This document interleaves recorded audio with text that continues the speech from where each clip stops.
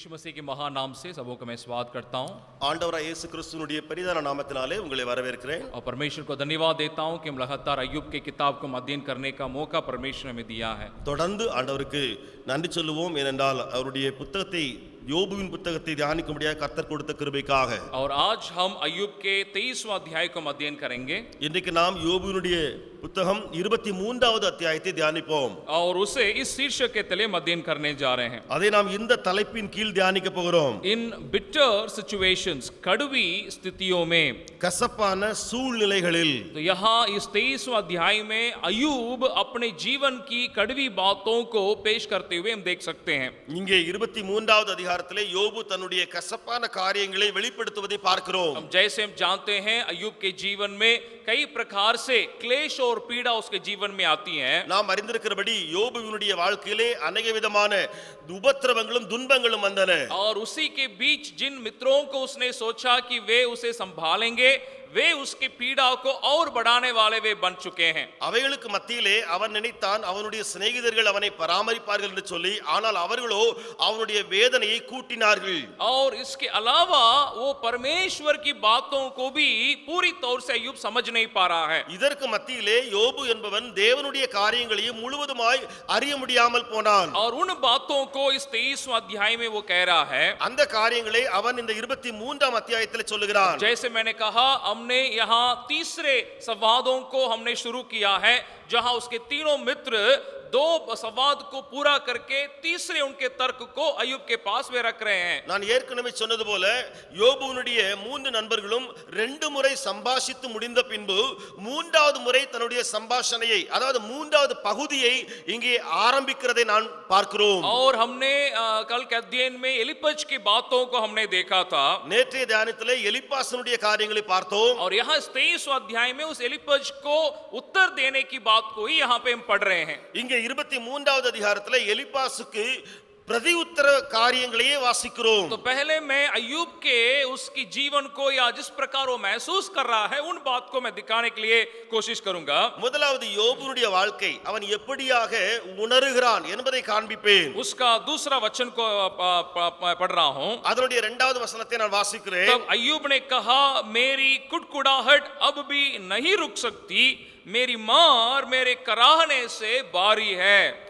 இன்றைய தினம் என் அங்கலாய்ப்பு முரண்டுத்தனமாய் எண்ணப்படுகிறது, என் தவிப்பை பார்க்கலும் என் வாதை கடினமானது. तो यहाँ पर अय्यूब कहता है मैं कुड़कुड़ा रहा हूं, मैं करा रहा हूं.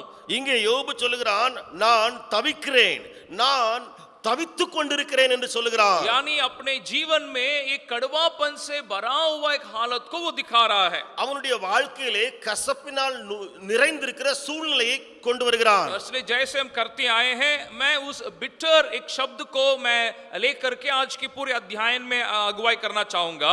நான் சொல்லி வருகிறது போல அந்த கசப்பு, அதாவது bitter என்ற வார்த்தையின் அடிப்படையில் தியானிப்போம். तो उस 6 अक्षरों में से 6 बातों को आपके दिए हुए पेपर में पा सकते हैं. அந்த வார்த்தையிலே காணப்படுகிற 6 எழுத்துக்கள், அந்த 6 எழுத்துக்கள் அடங்கிய குறிப்புகளை உங்களுடைய கரங்களில் கொடுக்கப்பட்ட பேப்பரிலே பார்க்கலாம். उसमें 2 या 3 बातों के ऊपर मैं प्रकाश डालूंगा, बाकी बात को आपके व्यक्तिगत अध्ययन के लिए मैं छोड़ रहा हूं. அதிலே 2-3 காரியங்களை விளக்கி பேசுவேன், பிற குறிப்புகளை உங்களுடைய சொந்த தியானத்துக்காக விட்டு விடுகிறேன். तो आज हम इस अध्याय में से हम इस बात को हम देखें कि हम एक कड़वी हालत में एक आत्मिक व्यक्ति किस प्रकार का प्रतिक्रिया को करना है. நாம் இன்றைக்கு தியானிக்க போகிறது நம்முடைய அல்லது ஆவிக்குரியவனுடைய கசப்பான சூழ்நிலையிலே அவன் எப்படி பிரதி உத்தரவு அல்லது எப்படி பிரதிக்கிரியை வெளிப்படுத்த வேண்டும். तो यहाँ उस अध्याय के आखिरी अगर वचन को भी आप ध्यान दीजिएगा, ஒருவேளை இந்த அதிகாரத்தினுடைய கடைசி வசனத்தையும் பார்த்தால் वो अय्यूब कह रहा है क्योंकि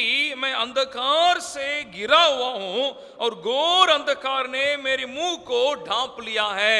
அந்தகாரம் வராததற்கு முன்னே நான் சங்கரிக்கப்படாமலும் இருளை அவர் எனக்கு மறைக்காமலும் போனதினால் இப்படி இருக்கிறேன். वो कहता है ना केवल मैं इस प्रकार से कड़वी से मैं भरा हूं, मैं ऐसा महसूस करता हूं कि पूरे अंधकार से मैं गिरा हुआ हूं. அவன் சொல்ல வருகிறது என்னவென்று சொன்னால், நான் கசப்பினால் சூழ்ந்திருக்கிறது மாத்திரமல்ல अंधकारத்தினாலே சூழ்ந்திருக்கிறேன். तो हमारे जीवन में भी कड़वापन हमारे अंदर आने का कई प्रकार का कारण हो सकता है. நம்முடைய வாழ்க்கையிலும் இந்த கசப்புகள் வருவதற்கு अनेक விதமான காரணங்கள் உண்டு. लेकिन अगर हम उस कड़वापन के लिए अगर हम जगह देते रहें, ஒருவேளை அந்த கசப்பிற்கு இடம் கொடுத்து கொண்டே வந்தால் वो जिस कारण के वजह से हमारे अंदर जो कड़वापन आया सिर्फ वही तक वो नहीं रुकेगा, எந்த காரணத்து நிமித்தம் அந்த கசப்பு வந்ததோ அங்கேயே அது நின்று விடாமல் हमारे पूरे जीवन को ही एक कड़वी से भर देगा, நம்முடைய முழு வாழ்க்கையையும் ஒரு கசப்பினாலே நிரப்பிவிடும். और कोई भी चीज हम जानते हैं अगर वो कड़वा रहेगा उसको कोई भी उसको रुचिदायक उसको खा नहीं सकता, उसको चख नहीं सकता. ஏதாவது ஒரு பொருள் கசப்பு நிறைந்திருக்கும் என்று சொன்னால் அதை ஒருவதும் தொட்டு அல்லது வாயில வைத்து சாப்பிடவே முடியாது. वो इस कारण क्या होगा जब हमारे जीवन भी पूरी तौर से कड़वापन में कड़वी बात में अगर भर जाएगा, हम परमेश्वर के द्वारा इस्तेमाल किए जाने के जगह में हम नहीं आ सकते. அப்படியே நம்முடைய வாழ்வும் கசப்பினால் நிறைந்து விடும் பொழுது நாம் தேவனால் பயன்படுத்தக்கூடிய இடத்துக்கு வர முடியாது. यहाँ दो प्रकार की डर है, उसको मैं कह के मैं आगे बढ़ने के लिए चाहूंगा. ரெண்டு விதமான பயம் உண்டு இதிலே. அந்த ரெண்டு ஆபத்தை சொல்லி நான் முன்னேறுவேன். ये कड़वापन क्या करता है, हमें एक सेल्फ पिटी में एक स्वयं की दया में हमें लेके जाएगा. முதலாவது இந்த கசப்பு என்ன செய்யும், நம்மை ஒரு சுய பரிதாபத்துக்கு நேராய் எடுத்து செல்லும். कि हम अपने ही बात के ऊपर जैसे अय्यूब कह रहा है हम कुड़कुड़ाते रहेंगे. எப்படி யோபு சொல்கிறானோ நாம் அந்த யோபு அங்கலாய்க்கிறது போல நாம் அங்கலாய்த்து கொண்டே இருப்போம். और दूसरी तरफ में परमेश्वर हमें इस्तेमाल करने की जगह में हम अपने को अर्पण नहीं कर पाएंगे. இரண்டாவது ஒரு ஆபத்து, தேவன் பயன்படுத்தக்கூடிய இடத்திலே நாம் நம்மை அர்ப்பணிக்க முடியாது. इसका मतलब ये नहीं कि हमारे जीवन में ऐसे कड़वी स्थितियां नहीं आती हैं, இதனுடைய அர்த்தம் இதுவல்ல நம்முடைய வாழ்க்கையிலே கசப்பான சூழ்நிலை வரவே வராது. लेकिन हमें ये देखने की जरूरी है कि उस परिस्थिति में परमेश्वर क्या चाहता है कि हम किस प्रकार उसे हम सामना करें. ஆனால் இதை அறிந்து கொள்ள வேண்டும், அந்த கசப்பான சூழ்நிலையிலே தேவன் நம்மை எப்படியாக நடத்த விரும்புகிறார் என்பதை. यहाँ अय्यूब का सब पहला एक उसका कुड़कुड़ाने का उसकी कड़वी बात की कारण क्या है. இங்கே யோபுனுடைய முதலாவது அங்கலாப்பின் காரணம் அல்லது முதலாவது கசப்பின் காரணம் என்ன? वो यहाँ तक अय्यूब अपने जो बातों को उसने खो दिया है, जो हानि उसके जीवन में आई है, उसके बारे में वो कह नहीं रहा है. யோபு தன்னுடைய வாழ்க்கையில இழந்த காரியங்கள் அல்லது அவனுடைய வாழ்க்கையில வந்த தீங்கு அவைகளை குறித்து இங்கே பேசவில்லை. क्योंकि उसके प्रति अय्यूब के पास एक अच्छा समझ है, ஏனென்றால் அவைகளை குறித்து யோபு நன்றாய் புரிந்து வைத்தான். क्योंकि हम पहले और दूसरे अध्याय में भी हमने देख चुका. अय्यूब कहता है हमने अगर परमेश्वर से भला को प्राप्त किया तो बुराई को क्यों नहीं प्राप्त करेंगे. ஏனென்றால் முதலாவது அதிகாரத்திலே யோபு சொல்லிவிட்டான், தேவனிடத்திலிருந்து நன்மையை பெற்ற நான் தீமை பெறக்கூடாதோ. इसलिए वो अपनी हानि के बारे में यहाँ कड़वाहट की बातों को पेश नहीं कर रहा है. ஆகையினாலே வந்த தீங்கு அல்லது தீமையை வைத்து கசப்பை அவன் வெளிப்படுத்தவில்லை. उसका दो बातें जिसके कारण वो कड़वी से भरा या कुड़कुड़ा रहा है. அவனுடைய ரெண்டு காரியங்கள் அல்லது காரணங்கள் இது நிமித்தம் அந்த கசப்பினாலே அல்லது அங்கலாய்ப்பினாலே அவன் பேசுகிறான். उसके पहले विषय को ही आप 2 से लेकर के 7 तक के वचनों में आप देख सकते हैं. அந்த முதல் குறிப்பை நீங்கள் 2ஆம் வசனத்திலிருந்து 7ஆம் வசனம் வரைக்கும் பார்க்க முடியும். वो इस बात से कुड़कुड़ा रहा है कि मेरे लोग, मेरे साथी, मेरे मित्र मेरे बातों को समझ नहीं रहे हैं, तो मैं अपने पक्ष को, अपने बात को मैं किसके पास में रख सकूंगा. அவனுடைய காரியம் என்ன, என்னுடைய நண்பர்கள் என்னுடைய சிநேகிதர்களே என்னுடைய காரியங்களை புரியாமல் இருக்கும் பொழுது நான் எனக்குரிய காரியங்களை நான் யாரிடத்துல போய் பட்சமாய் சாதகமாய் பேசுவேன். यानी हमारे लोग जिनके ऊपर हम भरोसा करते हैं, वे अगर हमें संदेह करे, वे अगर हमारे ऊपर हमें सही तौर से अगर नहीं समझे, वो हमारे अंदर एक कड़वी को या कुड़कुड़ाने की बात को ला सकती है. அதாவது நாம் நம்பியிருக்கிறவர்கள், நாம் சார்ந்திருக்கிறவர்கள், அவர்கள் நம்மை புரியாமல் போகும்பொழுது நமக்குள்ள ஒரு அங்கலாய்ப்பும் ஒரு தவிப்பும் அல்லது கசப்பும் வரும். और अय्यूब ये भी कह रहा है, ना केवल वो कुड़कुड़ाहट से भरा है, इस प्रकार के एक निष्कर्ष में आने का भी संभावना है कि मुझे न्याय नहीं मिलेगा. அவன் இப்படிப்பட்ட கசப்பு அல்லது அங்கலாய்ப்பினால் நிறைந்திருக்கிறது மாத்திரமல்ல, அவன் இப்படிப்பட்ட ஒரு சூழ்நிலைக்கு தள்ளப்படலாம். என்னை நீ நியாயம் விசாரிக்கிறதுக்கு யார் உண்டு? ये हमारे साथ भी होने का संभावना है. இது நம்மோடு கூட நடப்பதற்கு வாய்ப்புண்டு. हम इस कड़वापन में आगे बढ़ते ही हम एक ऐसे निर्णय में आ जाते हैं कि मुझे न्याय नहीं मिलेगा। நாம் இப்படிப்பட்ட கசப்பினால் நிறைந்திருக்கும் பொழுது இந்த சூழ்நிலைக்கும் தள்ளப்படலாம், எனக்கு நியாயமே செய்யப்படாது. लेकिन अय्यूब उसी के बीच में एक बात को वो यहाँ पे वो देख रहा है, उस बात को सच्चाई में वो आ रहा है। ஆனால் இவைகளுக்கு மத்தியிலே யோபு ஒரு காரியத்தை பார்க்கிறான், ஒரு உண்மைக்குள்ளாய் வருகிறான். उसके 3 और 4 वचन को मैं पढ़ रहा हूँ। அதனுடைய 3ஆம் 4ஆம் வசனங்களை நான் வாசிக்கிறேன். भला होता कि मैं जानता कि वो कहाँ मिल सकता है, तब मैं उसके विराजने के स्थान तक जा सकता, मैं उसके सामने अपने मुकदमा पेश करता और बहुत से प्रमाण देता।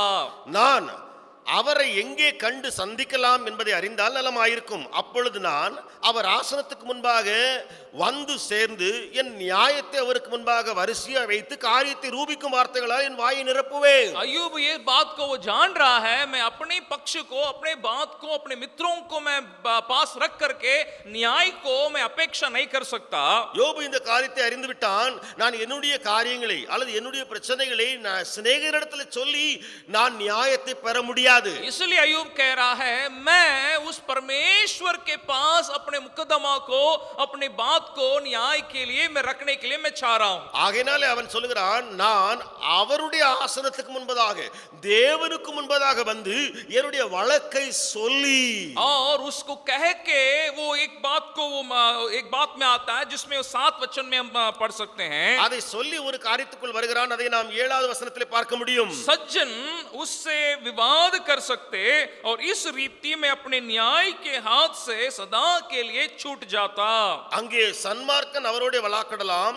அப்பொழுது என்னை நியாயம் தீர்க்கிறவர்களின் கைக்கு என்றைக்கும் நீங்களாக்கி தப்பித்துக் கொள்வேன். तो क्या कह रहा है, मैं उस परमेश्वर के पास अपने मुकदमा को, अपनी बात को मैं रख सकता हूं। அவர் சொல்ல வருகிறது என்ன, நான் தேவனிடத்தில் என்னுடைய வழக்கை நான் கொண்டு செல்வேன். और वो ये कह रहा है, मेरा न्याय या ना मेरा परमेश्वर वो कैसा है। அவர் சொல்லுகிறார், என்னுடைய நியாயாதிபதி என்னுடைய தேவன் எப்படிப்பட்டவர்? वो इस बात से मुझे छुड़ाने वाला परमेश्वर है। அவர் இந்த காரியத்திலிருந்து என்னை தப்புவிக்க வல்லவர். हालेलुया। हम अपने जीवन में इस बात के कारण हम कड़वीपन में रहने की जरूरी नहीं है। நாம் நம்முடைய வாழ்க்கையில இந்த காரியத்தை நிமித்தம் கசப்புக்குள்ளே இருக்க வேண்டிய அவசியம் இல்லை. कि मुझे इस संसार में न्याय नहीं मिलेगा, कोई मेरे बात को नहीं समझेगा। எனக்கு இந்த உலகத்திலே நியாயமே கிடைக்காது, யாருமே என்னை புரிய மாட்டார்கள். लेकिन आप और मेरे लिए एक अच्छा एक परमेश्वर है जो सच्चा न्याय है, जिसके पास हमारे बातों को पूरी तौर से रख सकते हैं। ஆனால் உங்களுக்கும் எனக்கும் ஒரு உண்மையான நியாயாதிபதி இருக்கிறார். அவரிடத்தில் போய் நம்முடைய எல்லா காரியங்களையும் சொல்ல முடியும். उसी को पहले विषय में हम पढ़ सकते हैं। அதைத்தான் முதல் குறிப்பிலே நாம் வாசிக்க முடியும். Bitter not become because of the false accusations or wrongs done to you, but bring your case to God, for he is a fair judge। आप पर लगाए गए झूठे आरोपों और अन्याय के कारण कड़वा ना होकर अपने मामला परमेश्वर के पास ले आए, क्योंकि वो धर्मी न्यायी है।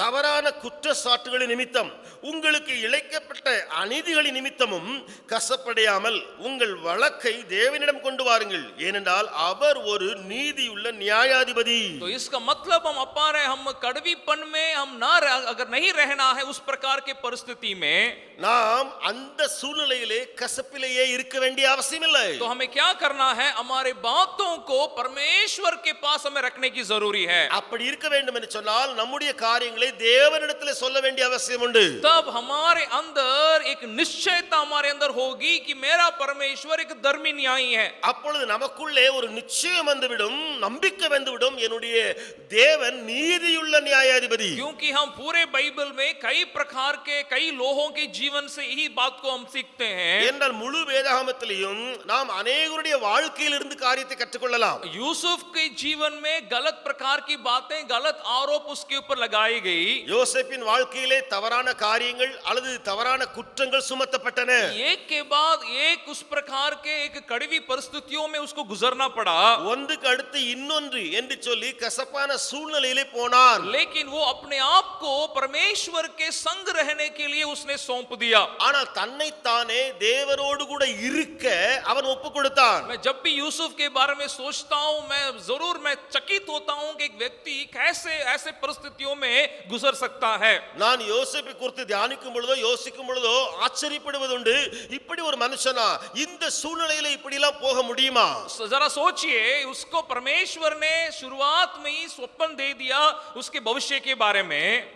கொஞ்சம் யோசித்து பாருங்கள், யோசேப்பை குறித்து அவனுடைய ஆரம்பத்திலேயே அவனுடைய எதிர்காலம் வெளிப்படுத்தப்பட்டது. लेकिन कई बार हमें प्रभु मेरे जीवन के लिए क्या रखा है उसको हम नहीं पहचान पाते हैं। ஆனா நம்முடைய வாழ்க்கையிலே ஆண்டவர் என்ன வைத்திருக்கார் என்பதையே நாம் அறியாமல் இருப்போம். उसको उससे कोई समस्या नहीं, परमेश्वर ने उसको बता दिया कि क्या उसके जीवन से क्या होगा।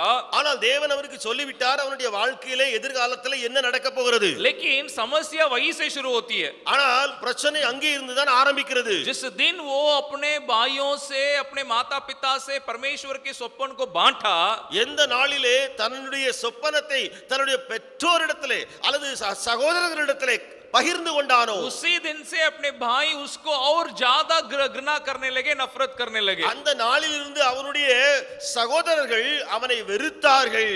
उसके स्वप्न के अनुसार वे उसको सामने दंडवत नहीं किए, उसको जाकर के गड्ढे में गिरा दिए।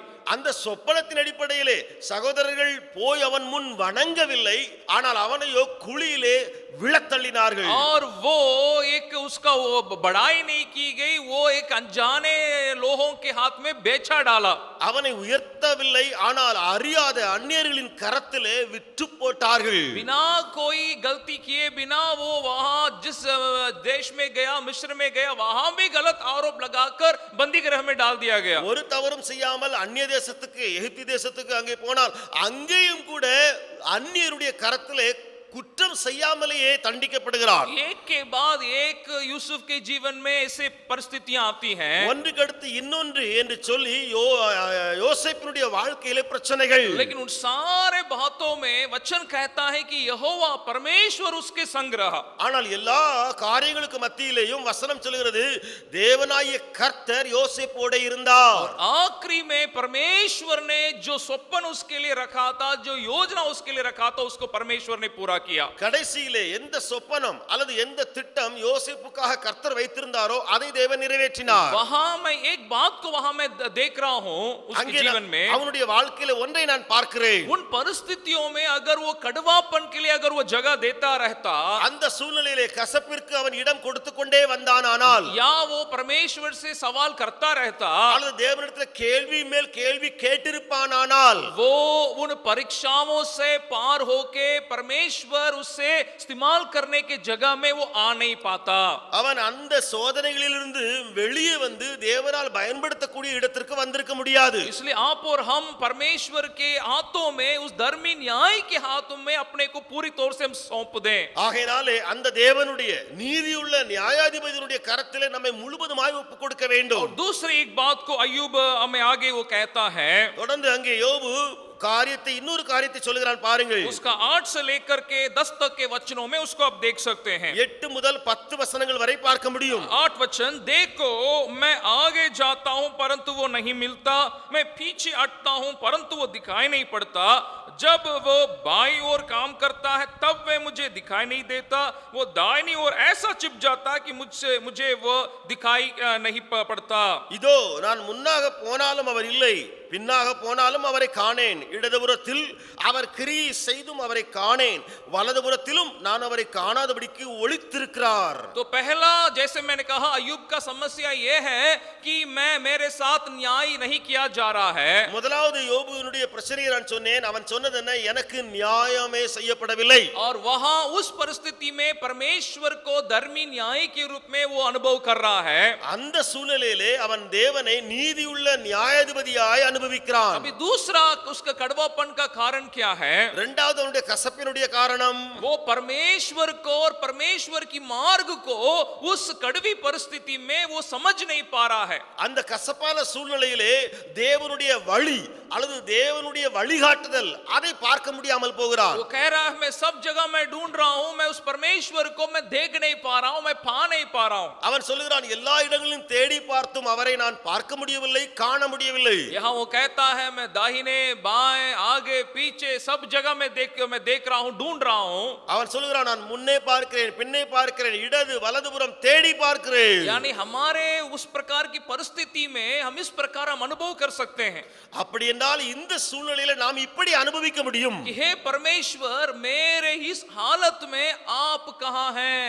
ஆண்டவரே என்னுடைய இந்த சூழ்நிலையிலே நீர் எங்கே? बाइबल में भी कई लोगों ने ये सवाल किया था. வேதத்திலேயும் अनेகர் இந்த கேள்வியை கேட்டிருக்கிறார்கள். जब यहोशू के हाथ में वो अगुवाई करने के बातें जब आ जाती हैं, யோசுவாவின் கரத்திலே அந்த தலைமைத்துவம் வந்தபோது उसने मूसा के द्वारा परमेश्वर उस नदी को पार लोगों को पार कराते हुए उसने देखा है, अनुभव किया है. யோசுவா என்பவன் மோசேயின் மூலமாக அந்த சமுத்திரத்தை கடந்ததை அவனும் கண்டவன்தான். अभी इसके सामने यर्दन की नदी इसके सामने है. ஆனால் இப்பொழுது யோசுவாவுக்கு முன்பதாக யோர்தான் நதி ஓடுகிறது. अभी उसका ये सवाल है, मूसा के साथ जो परमेश्वर था अभी वो कहाँ है? இப்பொழுது யோசுவாவுக்கு முன்பே ஒரு கேள்வி, மோசேயோடு இருந்த அந்த தேவன் எங்கே?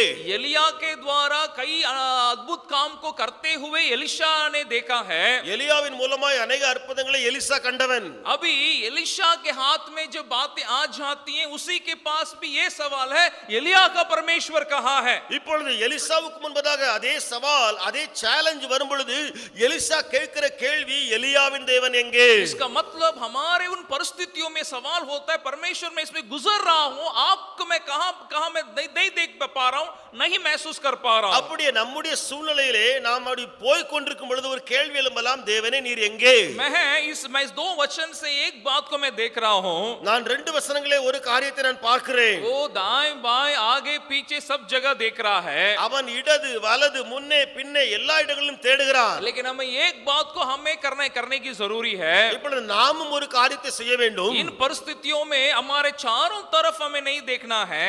இந்த சூழ்நிலைகளிலே நாம் நான்கு புறமும் தேடக்கூடாது. हमें ऊपर देखने की जरूरी है. நாமோ மேலே பார்க்க வேண்டும். हालेलुया. अब तब परमेश्वर की हम महसूस कर सकते हैं, अनुभव कर सकते हैं कि वो हमारे संग है. அப்பொழுது நாம் தேவனை உணர முடியும், தேவனை அனுபவிக்க முடியும், அவர் நம்மோடு இருக்கிறதை. वो इस प्रकार के एक संदेह में, एक संकोच में होने के बावजूद, அவன் இப்படிப்பட்ட சந்தேகம் அல்லது இப்படிப்பட்ட ஒரு கேள்விக்குள் வந்த பின்பும் वो 10वां वचन में एक बहुत एक सुंदर बात को अय्यूब कहता है. 10வது வசனத்திலே மிக அருமையான காரியத்தை யோபு சொல்லுகிறான். परंतु वो जानता है कि मैं कैसी चाल चला हूं.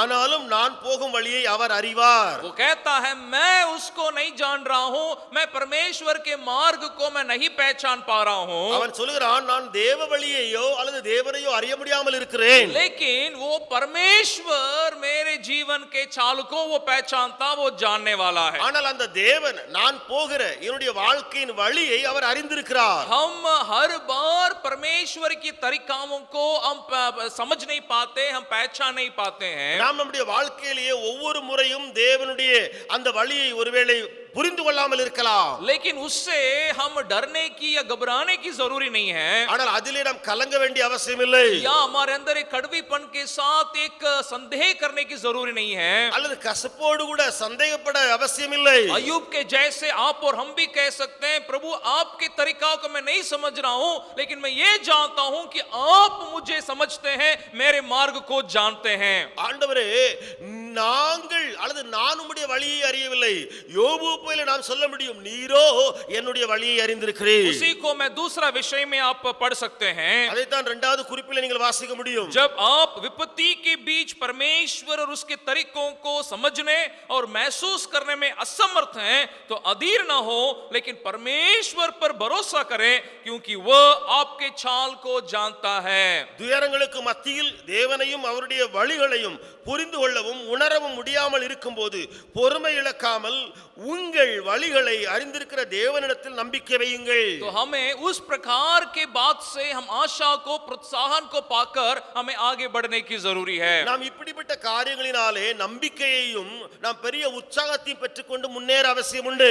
और 13 और 14 वचन से एक बात को मैं दिखाने के लिए चाहूंगा. 13 14 வசனங்களிலிருந்து ஒரு காரியத்தை காண்பிக்க போகிறேன். यहाँ अपने कड़वापन की कारणों को बता करके एक निष्कर्ष में अय्यूब आ पहुंचता है. யோபு தன்னுடைய கசப்பையும் அந்த காரியங்களையும் வெளிப்படுத்தி விட்டு ஒரு காரியத்துக்குள்ளாய் தீர்மானத்துக்குள்ளாய் வருகிறான். मैं यहाँ 10 वचन से और 13 और 14 वचन से दो महत्वपूर्ण सच्चाई को मैं पेश करके अंत करना चाहूंगा. நான் 10ஆம் வசனத்திலிருந்து 13 மற்றும் 14ஆம் வசனத்திலிருந்து ஒரு மகத்துவமான உண்மையை சொல்ல போகிறேன். तो पहले मैं 10वां वचन को मैं फिर से मैं पढ़ दे रहा हूं. முதலாவது 10வது வசனத்தை திரும்ப வாசிக்கிறேன். अय्यूब ने कहा, परंतु वो जानता है कि मैं कैसे चाल चला हूं.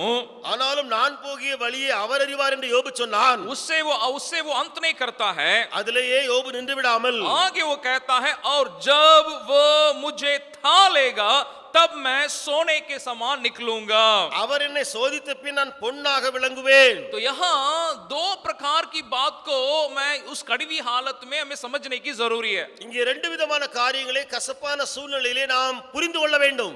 ये एक परमेश्वर हमें उस आग के जैसे की अनुभव में हमें लेके जा सकता है. ஒன்று தேவனாய கர்த்தர் ஒரு நெருப்பிலே போடப்படக்கூடிய அனுபவத்துக்குள்ளே போனது போல அழைத்து செல்லலாம். उसका कारण क्या है? हमें नाश करने के लिए नहीं.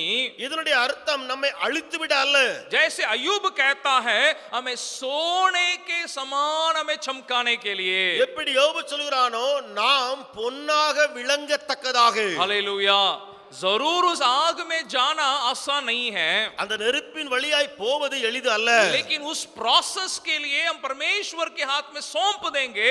हमें एक चमकने वाले सोने के समान हमें वो ताक करके हमें बाहर लेके आएगा. ஆனால் அந்த முறை இருக்கிறதே, அந்த ப்ராசஸ்க்காக நம்மை ஒப்பு கொடுக்கும் பொழுது கடைசியிலே பொன்னை போல நாம் விளங்குவோம். रिक वैरन अपने किताब पर्पस ड्रिवन लाइफ करके उस किताब में इस प्रकार कहते हैं. ரிக் வாரன் என்பவர் தன்னுடைய பர்பஸ் ட்ரைவன் அந்த புத்தகத்தில் இப்படியாக எழுதுகிறார். वो कहते हैं, परमेश्वर हमें अपने इस्तेमाल करने की जगह में लाने के लिए तीन बातों को करता है.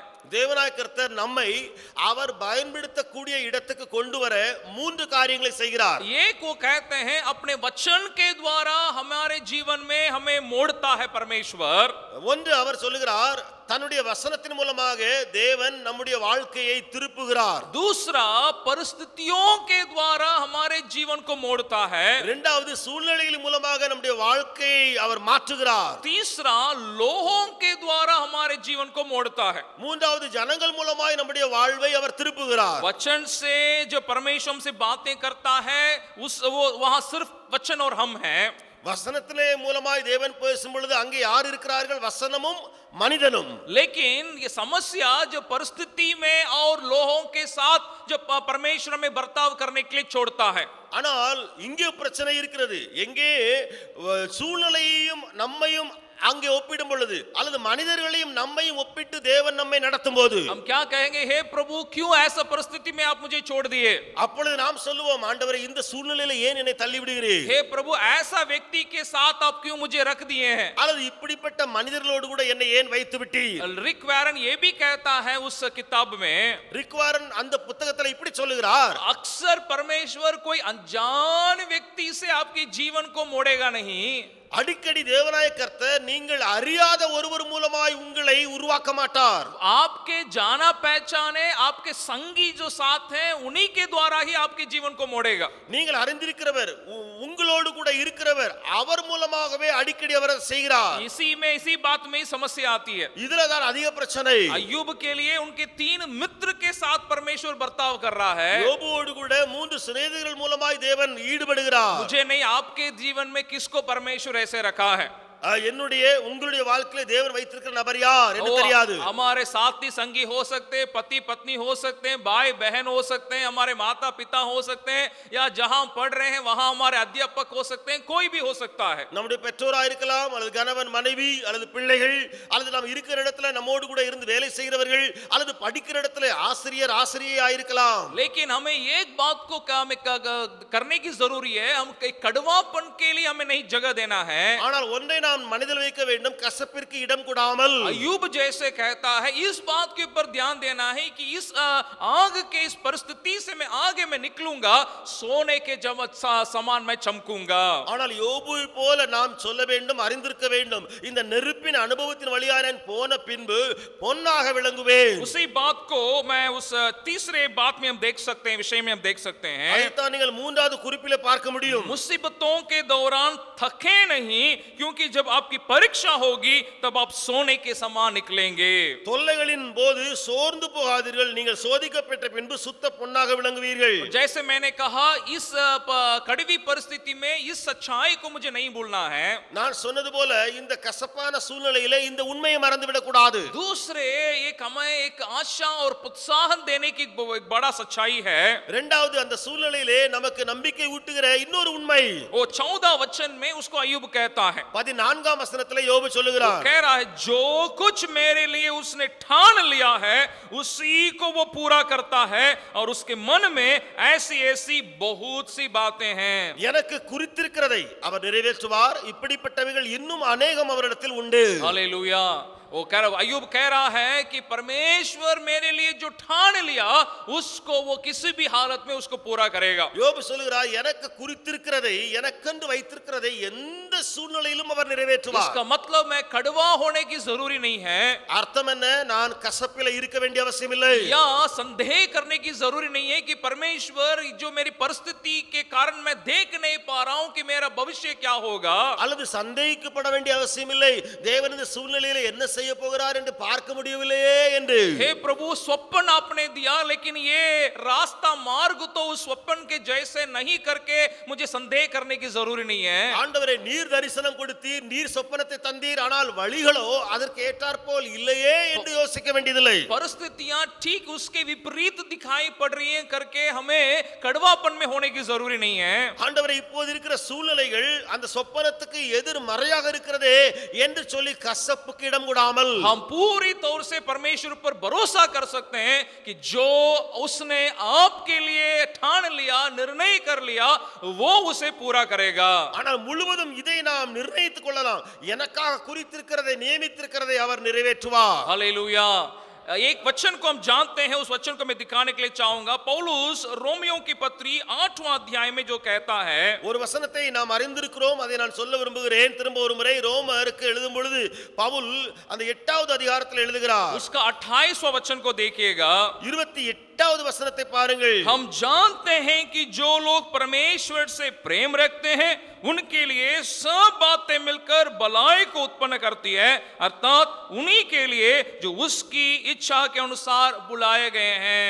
அன்றியும் அவருடைய தீர்மானத்தின்படி அழைக்கப்பட்டவர்களாய் தேவனிடத்தில் அன்பு கூறுகிறவர்களுக்கு சகலமும் நன்மைக்கு ஏதுவாய் நடந்தது என்று அறிந்திருக்கிறோம். पौलुस एक बहुत एक सुंदर सच्चाई को यहाँ पेश कर रहा है। பவுல் ஒரு மிக அருமையான உண்மையை சொல்லுகிறார். वो कहता है हम जानते हैं कि जो लोग परमेश्वर से प्रेम रखते हैं उनके लिए सब बातें मिलकर भलाई को उत्पन्न करती है। அவன் சொல்லுகிறான், தேவனிடத்தில் அன்பு கூறுகிறவர்களுக்கு சகலமும் நன்மைக்கு ஏதுவாய் நடக்கிறது. इसका मतलब हम पूरी तौर से परमेश्वर के ऊपर भरोसा कर सकते हैं। அர்த்தம் என்ன? முழுவதுமாய் தேவனை நாம் சார்ந்து கொள்ள முடியும். मेरे जीवन में जो भी बातें गुजरती हैं सारी बातें भलाई को उत्पन्न करेगा। என்னுடைய வாழ்வில் நடக்கிற எல்லா காரியங்களும் நன்மையையே வெளிப்படுத்தும். हालेलुया। उस अनुभव में परमेश्वर हमें सौंपने के लिए परमेश्वर हमें सहायता करे। அந்த அனுபவத்திலே நாம் நம்மை ஒப்புக் கொடுக்க கர்த்தர் உதவி செய்வாராக. एक व्यक्ति को मैं पुराना नियम से दिखा के मैं अंत करना चाहूंगा। ஒரு மனிதனை பழைய ஏற்பாட்டில் இருந்து காண்பித்து நான் முடிக்க போகிறேன். अगर आप जकरिया नबी की किताब को अगर आप खोलिएगा, சகரியா தீர்க்கதரிசியின் புத்தகத்தை திறந்தால் वहां पर एक घटना को वहां पे आप देख सकते हैं। அங்கே ஒரு சம்பவத்தை நீங்கள் பார்க்க முடியும். जकरिया के 3रे अध्याय में उसको वहां देख रहे हैं। சகரியாவின் 3வது அதிகாரத்திலே பார்க்கிறோம். यहां पर महायाजक वहां पे खड़ा है அங்கே பிரதான ஆசாரியன் நின்று கொண்டிருக்கிறார். और उस महायाजक यहोशू के ऊपर दोष लगाने के लिए शैतान भी खड़ा है। அந்த பிரதான ஆசாரியனாக யோசுவாவின் மேலே குற்றப்படுத்த அங்கே சாத்தான் நிற்கிறார். वो दूसरा वचन को मैं पढ़ रहा हूं। 2வது வசனம், तब यहोवा ने शैतान से कहा, हे शैतान, यहोवा तुझको गुट के, यहोवा जो यरूशलेम को अपना लेता है वही तुझे गुट के, क्या ये आग से निकाली हुई लुकटी सा नहीं है? அப்பொழுது கர்த்தர் சாத்தானை நோக்கி, கர்த்தர் உன்னை கடிந்து கொள்வாராக. சாத்தானே, எருசலேமை தெரிந்து கொண்ட கர்த்தர் உன்னை கடிந்து கொள்வாராக. இவன் அக்கினியிலிருந்து தப்பிவிக்கப்பட்ட கொள்ளி அல்லவா. एक तरफ में शैतान दोष लगा रहा है, ஒருபுறம் சாத்தான் குற்றப்படுத்துகிறார். लेकिन दूसरी तरफ में परमेश्वर क्या कर रहा है? ஆனால் அடுத்த புறம் தேவன் என்ன செய்கிறார்? वो यहोशू को उसकी बात को सही हालत को परमेश्वर दिखा रहा है. யோசுவாவுக்கு அவனுடைய உண்மை நிலைமையை காண்பிக்கிறார். परमेश्वर कह रहा है ये आग से निकाली हुई लुकटी है. தேவன் சொல்கிறார், இவன் அக்கினியினின்று தப்பிவிக்கப்பட்ட கொள்ளி. He is a brand plucked from the fire. वो आग से निकाली हुई व्यक्ति है. वहीं पर अंत नहीं होता, आगे परमेश्वर कहता है इसके मैले वस्त्र को उतारो, मैं एक नए वस्त्र को पहनाना चाहता हूं. அதனோடு கூட ஆண்டவர் நிற்காமல் அங்கே சொல்லக்கூடிய காரியத்தை பாருங்கள். இவனுடைய அழுக்கு வஸ்திரங்களை களைந்து போடுங்கள், இவனுக்கு புதிய வஸ்திரங்களை தரிப்பீங்கள் என்று கட்டளை கொடுக்கிறார். और उसके सिर में परमेश्वर कहता है मुकुट को रखो. தேவன் சொல்கிறார், சிரசின் மேல் சுத்தமான பாகையை வை. हालेलुया. हमारा आप और मेरा परमेश्वर यही करता है.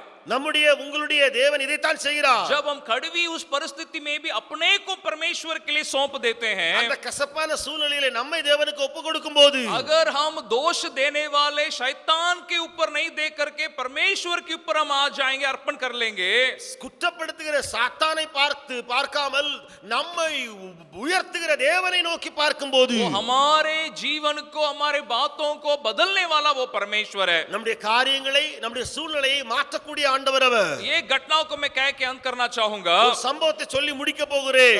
चार्ल्स वेस्ली नामक परमेश्वर के दास को आप जानते होंगे. சார்ல்ஸ் வெஸ்லி என்ற தேவ ஊழியரை நீங்கள் அறிந்திருக்கலாம். वे ये मेथडिस्ट कलीसिया को स्थापना करने के लिए परमेश्वर ने इस्तेमाल किया. மெத்தடிஸ்ட் சபைகளை நிறுவ தேவன் அவரை பயன்படுத்தினார். और वे और उनका भाई जॉन वेस्ली, அவரும் அவரோடு கூட சகோதரர் ஜான் வெஸ்லி, उनके माता पिता यानी सैमुएल वेस्ली और सूसना वेस्ली के 13 बच्चे थे.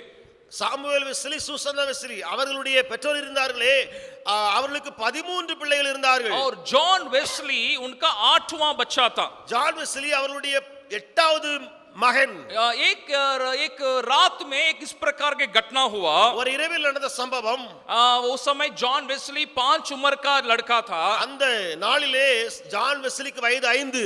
वहां वो सब कोई रात में सो रहे थे अपने घर में. வீட்டில் எல்லாரும் இரவில் தூங்கிக் கொண்டிருந்த வேளை अचानक जॉन वेस्ली का दीदी चिल्लाने लगी, आग है, आग जल रहा है. திடீரென்று ஜான் வெஸ்லியுடைய அக்கா கதறினார்கள், சத்தம் போட்டார்கள், தீ தீ என்று. सब कोई उठ के देख रहे हैं, पूरा घर आग से भरा है. எல்லாரும் எழும்பி பார்க்கிறார்கள், முழு வீடும் தீயில எரிந்து கொண்டிருக்கிறது. और सब अपने घर को छोड़ के बाहर निकल रहे हैं. एक के बाद எல்லாரும் ஒன்றுக்கு பின்னாக ஒன்றை வீட்டை விட்டு வெளியேறாங்க. अभी सूसना वेस्ली वो माँ बाहर आकर के अपने बच्चों को गिन रही है. இப்பொழுது சூசன்னா அது வெஸ்லி அதாவது தாயார் வெளியில வந்து பிள்ளைகளை எண்ணுறாங்க. एक दो बच्चा रहेगा ठीक है, 13 बच्चा रहेगा तो क्या होगा? 1-2 பிள்ளைகள் இருந்தா பரவாயில்லை, 13 பிள்ளைகள் இருந்தால் என்ன ஆகும்? सबको गिन रही है, एक बच्चा नहीं है. எல்லாரையும் எண்ணும் பொழுது ஒரு பிள்ளையை காணோம். तब मालूम हो रहा है 8वां बच्चा जॉन वेस्ली नहीं है.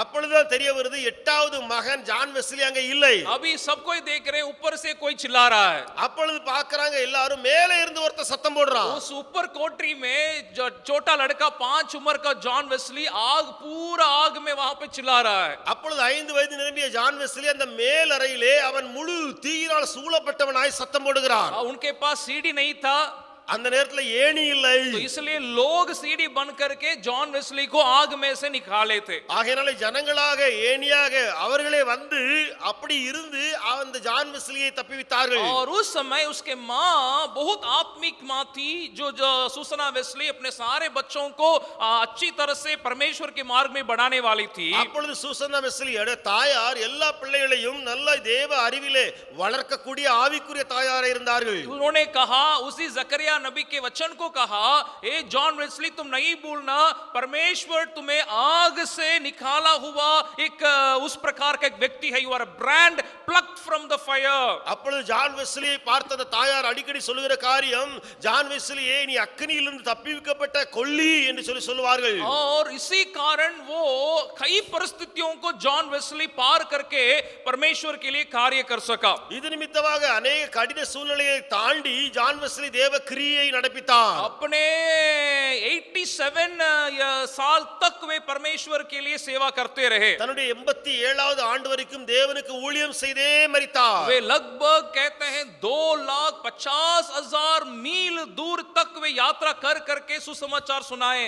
சொல்லுகிறார்கள் 2,50,000 மைல் தூரம் பிரயாணம் பண்ணி சுவிசேஷ ஊழியத்தை செய்திருக்கிறார். और अपने जीवन काल में 85,000 संदेश को जॉन वेस्ली ने प्रचार किया है. தன்னுடைய வாழ்நாள் முழுவதும் 85,000 பிரசங்கங்களை ஜான் வெஸ்லி செய்திருக்கிறார். अपने शरीर में बीमारी आने के उस हालत में भी परमेश्वर के लिए वे सेवा करते रहे. தன்னுடைய உடம்பிலே வியாதி வந்த அந்த நிலையிலும் தேவருக்கு ஊழியமே செய்தார். इस घटना घटने के 45 साल के बाद वे एक मरने के हालत में आ चुके थे. இந்த சம்பவம் நடந்த பின்பு 45வது ஆண்டுகளுக்கு பின்பு அவர் ஒரு மரண தருவாய்க்கு வந்தார். और उस बिस्तरा में पड़ के अपनी मां की उस बात को वे याद किए படுக்கையில இருந்தவராய் தாயின் சொற்களை அவர் ஞாபகப்படுத்தினார். कि I am a brand plucked from the fire. मैं उस आग में से निकाला हुआ एक लुटकी हूं. நான் அக்கினியிலிருந்து தப்பிவிக்கப்பட்ட கொல்லி அல்லவா என்று और अपने को फिर से परमेश्वर के लिए अर्पण किए. அதே சூழ்நிலை தேவனுக்காக திரும்ப அர்ப்பணித்தார். उन्होंने इसको लिख करके दिया था, अगर मैं मर जाऊंगा तो मेरे कब्रिस्तान में इसको लिखिएगा. அவர் இப்படியாக எழுதி வைத்து விட்டு போனா, நான் மரித்தாலும் என்னுடைய கல்லறையில இந்த வாக்கியங்களை எழுதுங்கள். लेकिन क्या हुआ, फिर से परमेश्वर ने उनको इस वचन से प्रोत्साहन दिया. திரும்ப தேவனாய கர்த்தர் இந்த வசனத்தை சொல்லி அவரை உற்சாகப்படுத்தினார். उस घटना के आगे और 37 साल वे परमेश्वर के लिए सेवा किए. அந்த சம்பவத்துக்கு, அதாவது இப்படி படுக்கையில் இருந்த சம்பவத்துக்கு பின்பதாக 37 ஆண்டுகள் இன்னும் தேவ ஊழியத்தை செய்தார். इसका मतलब आप और मेरे जीवन में भी आग जैसे अनुभव जरूर आती हैं. உங்களுடைய என்னுடைய வாழ்க்கையிலும் இந்த நெருப்பை போன்ற அனுபவம் வரலாம். जैसे अय्यूब कहता है वो हमें नाश करने के लिए नहीं, அயோபு சொல்வது போல அவை நம்மை அழிக்க அல்ல, लेकिन हमें सोने के समान हमें चमकाने के लिए. ஆனால் நம்மை அந்த பொன்னாக விளங்க செய்ய. इसलिए जॉन वेस्ली के समान आप और हम भी इस बात को नहीं भूलें. ஆகையால ஜான் வெஸ்லி போல நீங்களும் நானும் இந்த காரியத்தை மறக்க வேண்டாம். You and I are a brand plucked from the fire. आप और हम उस आग में से निकाले हुए लोग हैं, நீங்களும் நானும் அந்த நெருப்பிலிருந்து வெளிக்கொண்டு வரப்பட்ட கொள்ளி, ताकि हम उस परमेश्वर के लिए हम कार्य कर सकें, उसको महिमा ला सकें. நாம் அந்த தேவனுக்கே மகிமை கொண்டு வரதுக்காக அவருக்கே கிரியை செய்வோமாக. आइए हम प्रार्थना में अपने को अर्पण करें. நாம் தேவனிடத்திலே ஜெபத்திலே ஒப்பு கொடுப்போமா? हम कड़वापन के लिए हम जगह हमारे जीवन में नहीं दें. கசப்பிற்கு வாழ்விலே இடம் கொடாமல் परमेश्वर अपने जीवन में कार्य करने के लिए जगह दें. தேவன் நம்முடைய வாழ்விலே கிரியை செய்ய இடம் கொடுப்போம். हम उस एक बात को समझें कि हमें आग से परमेश्वर हमें चमकाने वाला परमेश्वर है. ஒன்றை நாம் அறிந்து கொள்வோம், தேவன் நம்ம இந்த நெருப்பினாலே நம்மை பொன்னாக விளங்க செய்கிறவர். वैसे जो कुछ उसने हमारे लिए ठान लिया है उसको पूरा करने वाला परमेश्वर है. அப்படியே நமக்கென்று சொல்லி குறித்திருக்கிற தேவன் நிறைவேற்றுகிற ஆண்டவர். आइए प्रार्थना करें. ஜெபிக்கலாமா?